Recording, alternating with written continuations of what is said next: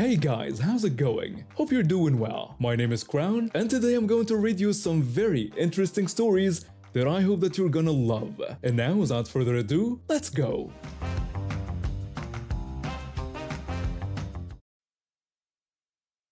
After graduating college with a business degree and realizing the corporate world wasn't for me, I decided to take a job at one of Florida's most popular theme parks. The pay wasn't great, but the perks were nice, and I figured it would be a good way to figure out my next steps while having some fun. I started in quick service food at one of the resorts, and within a few months I found my niche, the pizza station. I know it sounds silly, but I was really good at it. My co-workers started calling me the pizza whisperer because I could handle the busiest rushes without breaking a sweat. The position had two parts, pizza front and pizza back. Pizza back was my favorite because I got to work in blessed air conditioning and had access to a walk-in fridge, which was heaven compared to the sweltering heat of most kitchen positions. One busy summer afternoon I was working pizza back, churning out pizzas, baked ziti, and breadsticks like a well-oiled machine. We had a good system. Customers would order at the counter, pay first, and get a pager that would buzz when their food was ready. They'd bring back their receipt, we'd mark it, and they'd get their pizza. My co-worker came to the back, looking flustered. She told me there was a guy up front causing problems, claiming he'd been waiting for 40 minutes for his pizza. I told her that was impossible since I hadn't had any orders take more than 15 minutes that day. When she mentioned he'd started yelling after she asked for his receipt, I offered to handle the situation myself. I walked to the front counter where I found a tall man with light brown hair and a prominent beer belly, red-faced and practically foaming at the mouth. I apologized for any wait and politely asked to see his receipt. He immediately refused, demanding to know why he needed to show his receipt. I explained that it was our policy to ask every guest for their receipt before receiving their pizza. This only made him angrier, and he accused us of thinking he was trying to steal a pizza. When I repeated that it was just our policy, he cursed at me and demanded his pizza. My tiny but fierce supervisor came over, barely reaching the man's shoulders. She asked what the problem was, only to have the man explode at her too. He complained about waiting an hour for his pizza and called us offensive names for asking for his receipt. When my supervisor asked him not to use such language toward the staff and explained the receipt policy, he belligerently stated he could use whatever language he wanted. By this point, the man was causing such a scene that another manager came to help. Parents were covering their children's ears, and some guests were leaving the area entirely. The gift shop managers across the way called security. When security arrived, they asked if he was a resort guest. He aggressively confirmed that he was. When they requested to see his ID or room card, he became even more hostile, calling them fake cops and threatening to get everyone fired. The security officers warned him that if he didn't comply, they'd have to call the county police. He defiantly dared them to do it. They did exactly that. When the real police arrived, the man's entire demeanor changed. Suddenly, he was cooperative and pulled out his room ID. Security had to fetch his wife and 8-year-old son from the pool. His wife, a pretty blonde woman, took one look at her husband in handcuffs and just walked right back outside. The look on her face said everything. This wasn't the first time he'd pulled something like this. When they emptied his pockets at the police station, they found his crumpled receipt. He'd been waiting exactly 10 minutes when he started his tantrum. The family was escorted off the property that day. No refund given, and banned for life from all resort properties. What made it even worse was that they were there celebrating their son's 8th birthday. I felt bad for the kid, but maybe he learned an important lesson about how not to behave in public.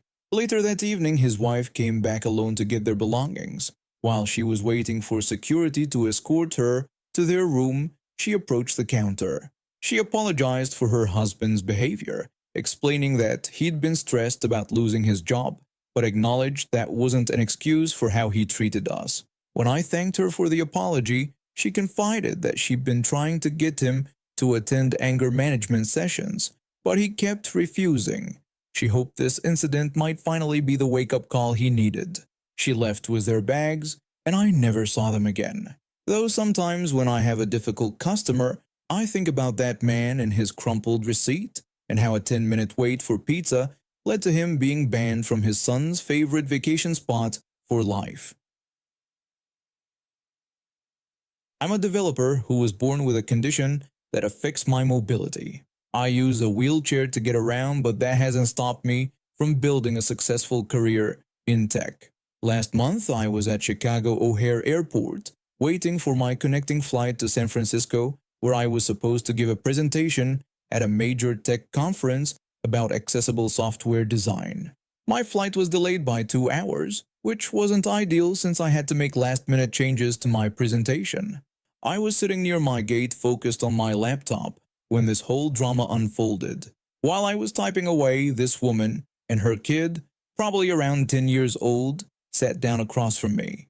The kid was whining about being bored, and the mother kept glaring at me every few minutes. I tried to ignore them and concentrate on my work. Suddenly, the woman walked over to me.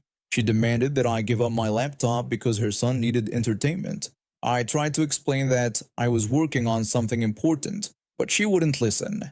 Instead, she started insulting me, suggesting that I was only pretending to work to compensate for my disability.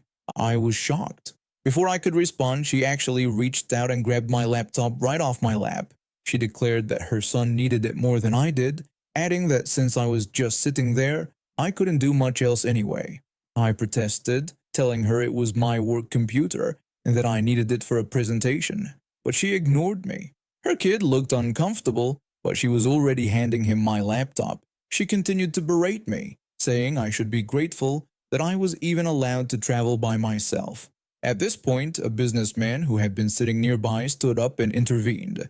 He sternly ordered her to put the laptop down immediately. The woman tried to brush him off, telling him to mind his own business and calling me selfish. That's when the businessman revealed he was an attorney and had recorded the entire exchange on his phone. He told her that she was committing theft and that her discriminatory comments could make this a potential hate crime.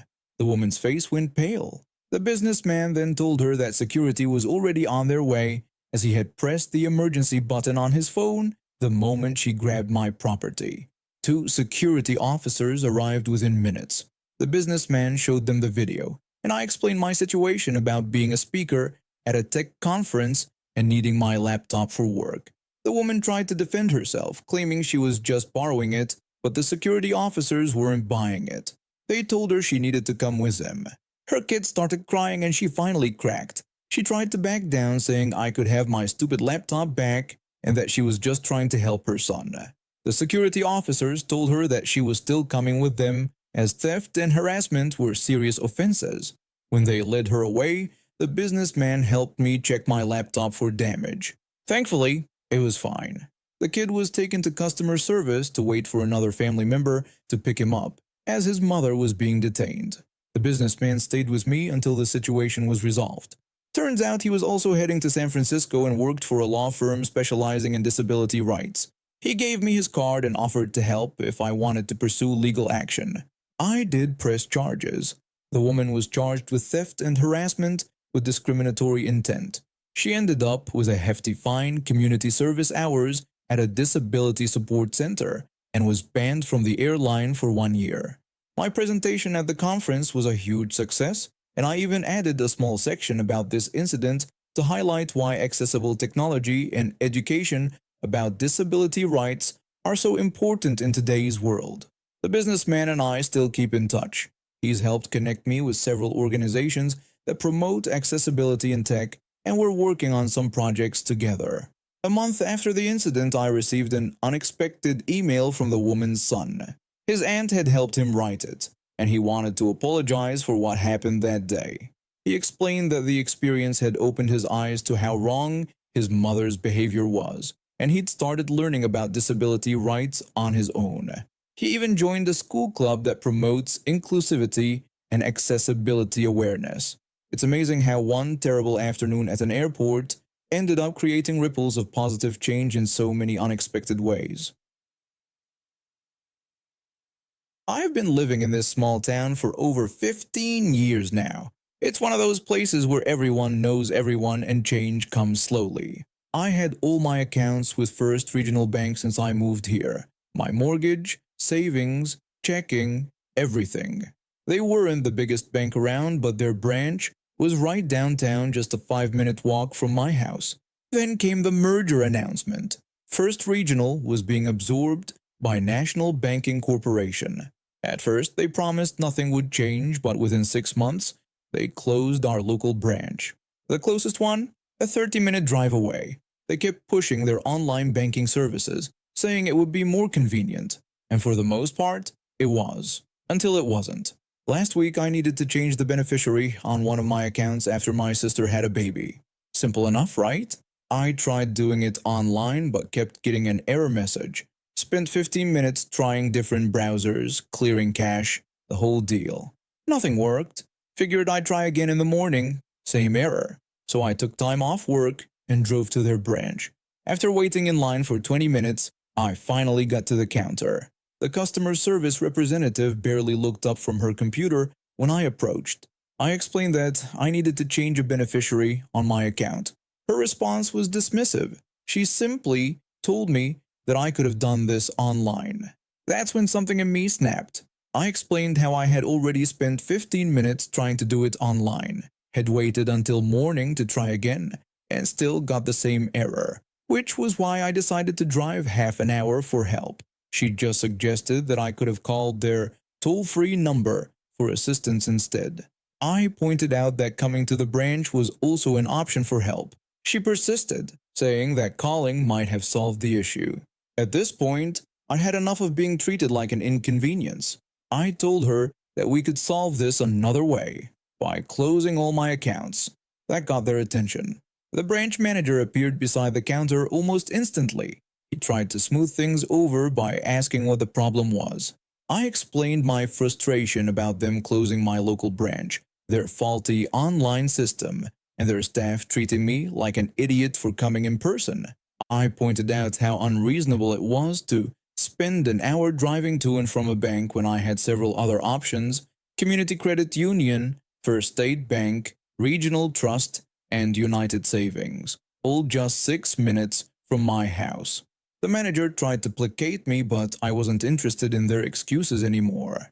15 minutes later, I walked out with a cashier's check for my entire balance, drove straight to Community Credit Union, and opened new accounts. That evening, I got an email from National Banking Corporation asking for feedback about my branch experience. Oh, I gave them feedback all right. Every single detail about how they'd failed their customers. The next day, I logged into my old account to make sure everything was properly closed and got another survey request. I copied my previous responses to a Google Doc and filled it out again. Then I realized something. Every time I logged in, they sent a new survey request. So I started logging in daily, sometimes multiple times a day. Each time I'd get a new survey, and each time I'd fill it out with the same detailed complaint about their service, their branch closures, and their attitude toward customers. It's been over a month now, and I've submitted over 50 surveys. Their system automatically generates performance reports based on these surveys, and I know every single one of my responses is dragging down their customer satisfaction metrics. The branch manager even called once, asking if I would stop filling out the surveys. I politely reminded him that if they didn't want my feedback, they shouldn't keep asking for it. Last week, I drove past their branch and saw a new sign in the window. Coming soon. Extended hours and Saturday service. Guess those survey scores finally got someone's attention, but it's too late for them. I'm quite happy with my new bank, where they actually appreciate their customers. I've been going to the same car dealership for 5 years now. My dad used to be a mechanic there before he retired, so I trusted them completely. They'd always taken good care of my car, and I never had any issues with their service until last week. My car had been making this weird rattling noise whenever I'd start it up. Nothing major, but I figured it was better to get it checked out before it turned into something serious. I dropped off my car early Monday morning before heading to work, taking a cab to my office.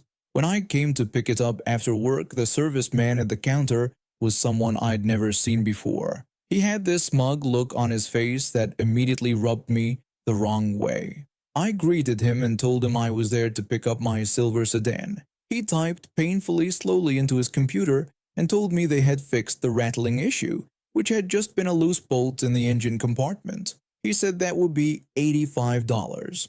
I handed him my credit card, but when I went to check my car before leaving, something my dad always taught me to do, I noticed something was wrong with the driver's side door lock. It wouldn't respond to my key fob, and even the manual key wouldn't turn properly. I went back to the counter and told him there was something wrong with my door lock, explaining that it had been working perfectly that morning. With the most condescending smile I've ever seen, he called me honey and explained that car parts have a natural lifespan, and my door lock was dead. He insisted it wasn't their fault, asking if I understood while calling me sweetheart. The way he called me honey and sweetheart made my blood boil. I'm a 32-year-old woman who works in engineering. I know my way around machines. When I asked how much it would cost to replace it, he maintained that insufferable smile and told me it would be $150 for a new lock, adding another sweetheart at the end.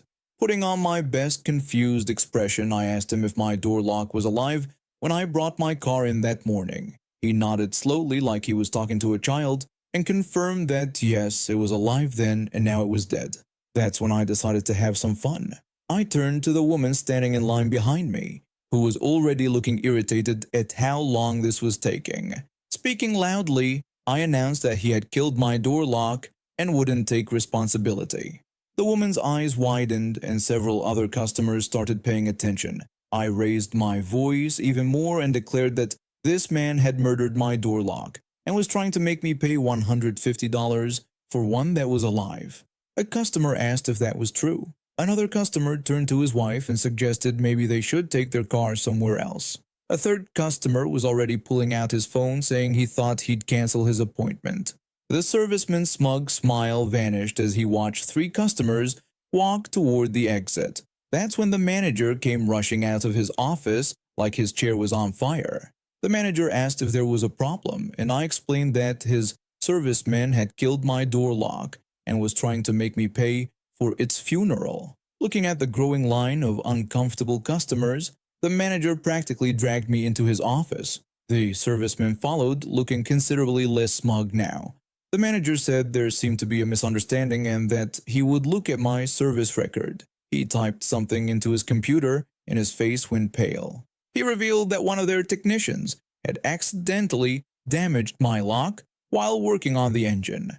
Glaring at the serviceman, he demanded to know why this wasn't noted in the service record. The serviceman started stammering about natural lifespans again, but the manager cut him off. He told me they would replace the lock at no charge and offered me a free oil change for the inconvenience. I agreed that seemed fair. When I was leaving with my repaired car, I saw the manager having a very intense conversation with the serviceman. A week later, I came by to use my free oil change coupon and noticed there was a new person at the service counter. Apparently, the previous serviceman had reached his natural lifespan at the dealership. I still go to the same dealership. They do good work when they're not trying to scam people. Plus, the new service representative never calls anyone honey or sweetheart.